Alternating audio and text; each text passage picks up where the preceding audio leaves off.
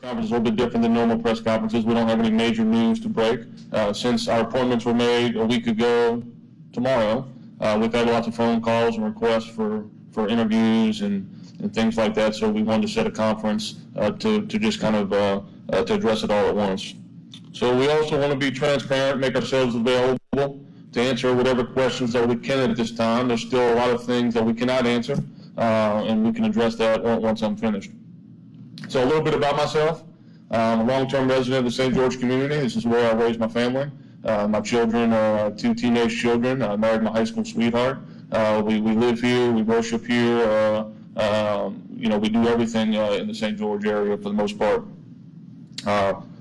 Once I graduated college, I was actually a public school teacher to begin my professional career. I was a public school teacher for 4 years. I taught English, and I was a football coach and basketball coach. Roughly about 19 years ago, I decided to make a shift in what I was doing. So I entered the fire service. I was fortunate enough to be hired here at the St. George Fire Department. I started as a firefighter operator in 2006, and I currently still serve here at the St. George Fire Department as the Chief Administrative Officer. In that role, I do a various amount of administrative duties, including helping manage a $35 million budget. We currently have roughly 230 employees, so that's my day-to-day work currently. So to just touch on that a bit, because I'm serving as the interim mayor, it's an appointed position, not elected, I will continue to serve in that role here in the fire department, as well as the interim role as mayor of St. George. I am deeply honored and humbled to have been appointed by Governor Landry to serve as the first mayor. And our goal at St. George has always been to create a city where our residents want to stay. They want to raise families, and more so where our children choose to stay and raise their families. I'm eager to collaborate with the St. George Council members once they are appointed to establish our new government.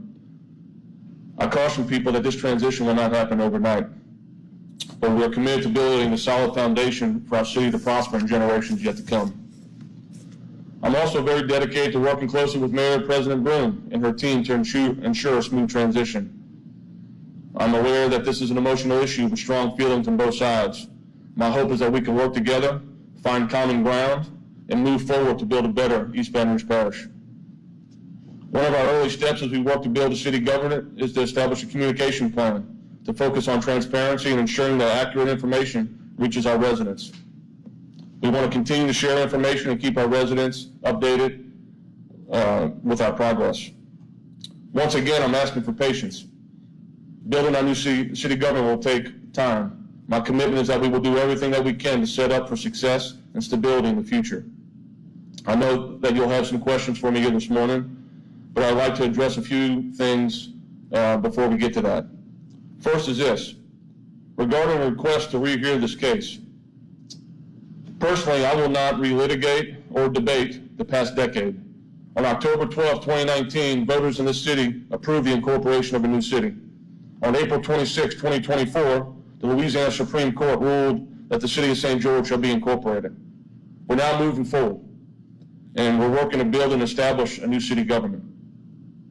Concerning school-related questions, the governor appointed me to lead the creation of this new city, which currently does not include a school system. Creating a new school system requires tremendous focus, energy, and time, so for now, we're concentrating solely on the creation of our new city. Again, and I reiterate, we're asking for patience. This will take time, and we're also asking for reconciliation. My commitment is that we will do everything that we can to set up for stability and success moving forward in the future. Anyone have any questions? Yes, ma'am. A lot of citizens seem, like many people are saying, it's not common ground right now. A lot of people are not excited to be a part of St. George. So what do you hope to do as interim mayor to get people excited that they're part of this? Sure, yeah. The people that we've spoke to, I guess on the flip side, that have been very excited to be part of St. George. So, the comments that you make, I haven't experienced that yet. I'm sure that I will experience that as time goes by. But I can assure you this, there's always common ground. And common ground comes through communication. It comes down from sitting down and talking with folks. People that weren't in support of this issue and people that were in support of this issue. But we're going to have a lot of conversations like that moving forward in the future. And I feel confident that we can find that common ground to move. What is your first thing? What's the first thing on your list as mayor? The first thing on my list as mayor, well, I'll have to tell you that after our council gets appointed. So there's not a whole lot that we can do officially until our council gets appointed. But if I had to tell you, the first thing is to establish a very strong communication plan where we're getting the information where it needs to be in order to ensure transparency. Sorry, I want to ask about the EBR mayor-president race and if you're going to endorse. I will not comment on that. Now, you spoke about moving forward. You spoke about not looking back to the past. So y'all are not worried at all about the appeal that's already been put into place from Metro Council members back to the court? I'm not an attorney, so that's not my focus. I was appointed to be the interim mayor of the city, so and that's why I made those comments. So I would defer to our legal staff that has worked along this. But as far as me, I'm staying focused on the job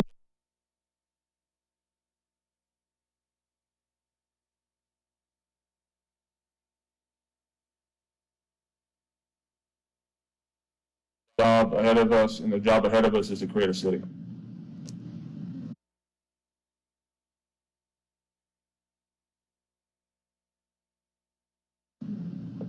And you said you're still going to be part of the fire department. How are you going to balance both roles? Yeah, great question. It's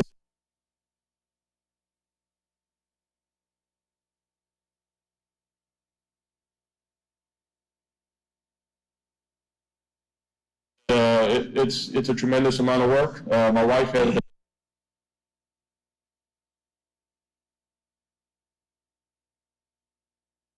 the same exact question when we first started talking about this.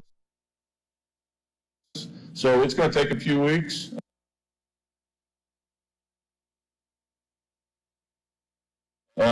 Since I've been 18 years old, I've never only worked one job. Generally had, not generally, I've always had at least two jobs that have been going on. That's one of the great things of working for the fire department, really, is that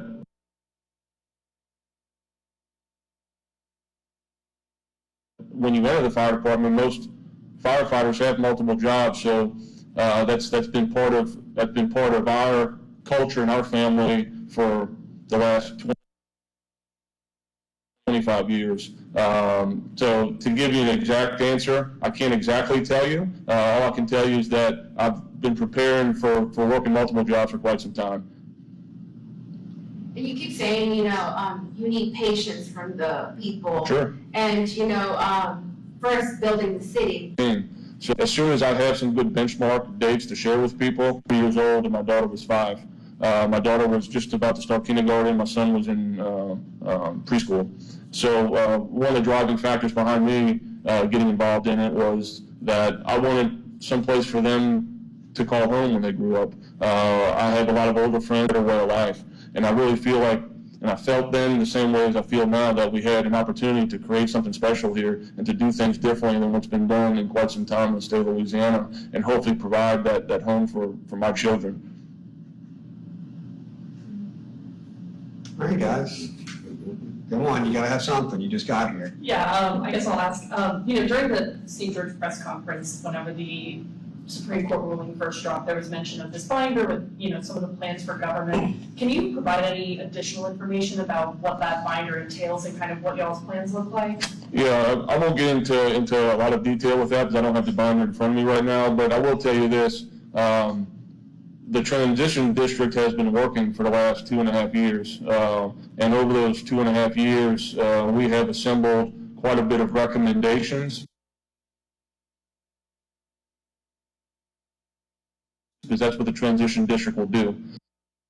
So the transition district is there not only as a means of being a financial district, but it's also there as a group to provide recommendations to the first appointed council, things revolving around ordinances and plan of government and things like that. So council even saw it, and we'll have to advertise it. So everybody will get copies of everything prior to anything gets voted on. We'll have a time where public comment will be held. And so it's nothing that's going to be dumped on anybody's lap, I can assure you that. It's going to go through the same legislative process as anything else that goes through any type of municipal or state process, where there will be a lot of transparency, and we hope that a lot of people get involved in it. You're welcome. I know you're not spoken about, but you plan on City Hall kind of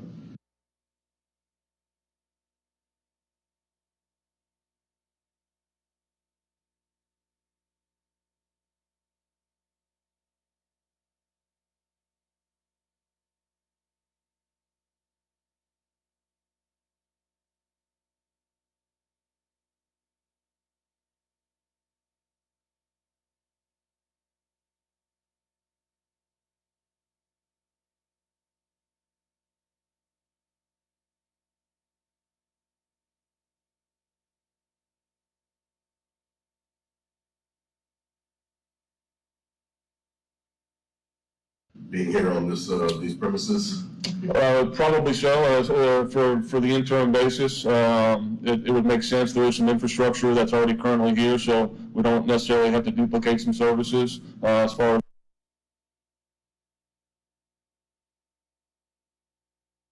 as that goes. Long term, we would love for our future city to be somewhere in this area. It's a fairly centralized location in our city. But for the interim, and we're probably about 7 or 10 days away from that. So I guess if I could piggyback and go back to the very first thing to go on the communication plan is to establish that home, and to establish that communication line to where, if they have a question about it, I've got all kind of questions so far, but that'll be a big step once we do that. I don't know if you've been paying attention to the national headlines, but some of the national headlines about, I'm sure you've noticed St. George has become a national story. Some of the national headlines have painted this as a black and white thing. What do you have to say to that? Yeah, the first thing I'll tell you is that I don't really pay attention to the national media that much as far as that. And as far as being painted in a black or white context, that's not a new thing. That has been going on since we started. That I am a public school teacher for a reason. I could have been a private school teacher if I wanted to, but I wanted to be a public school teacher. I chose to teach at East St. John and Reserve, and I taught to teach at Woodlawn here. I chose to serve a community that is filled of wonderful people of all races, and not one time in my career did I ever stop at the front door and see what color they were before I provided service. And that's the same way in the same culture that we'll have. Is building a united parish. What are your goals to do that? Well, I think it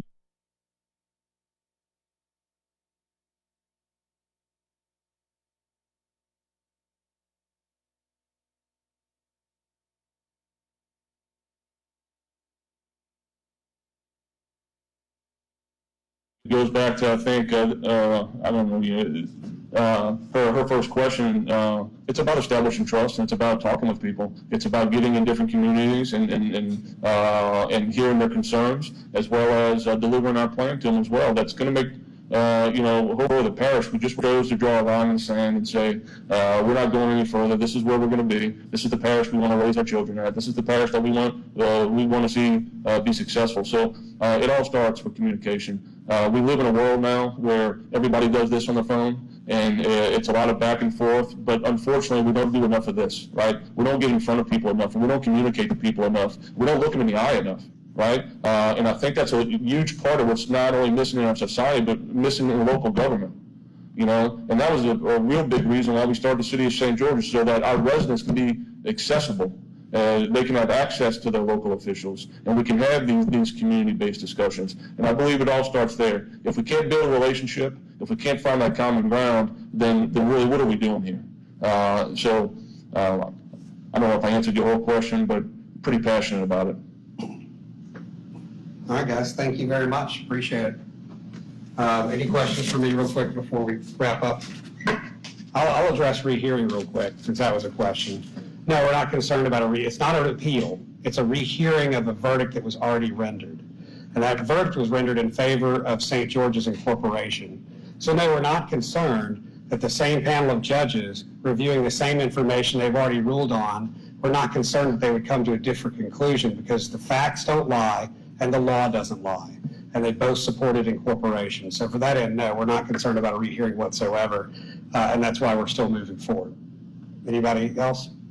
You know, one of the arguments in that rehearing request was about how the court is supposed to decide what the official boundaries are on the date of incorporation. Would you be open to a rehearing to kind of? No, the boundaries are what's on the petition that we voted on. The citizens of St. George voted. There's another lawsuit currently pending in the 19th JDC regarding some annexation.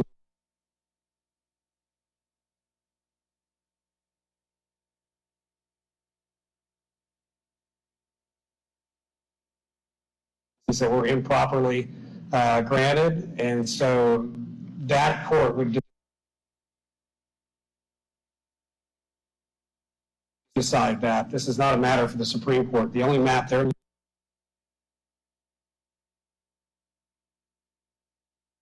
looking at is the one that the citizens of St. George provided.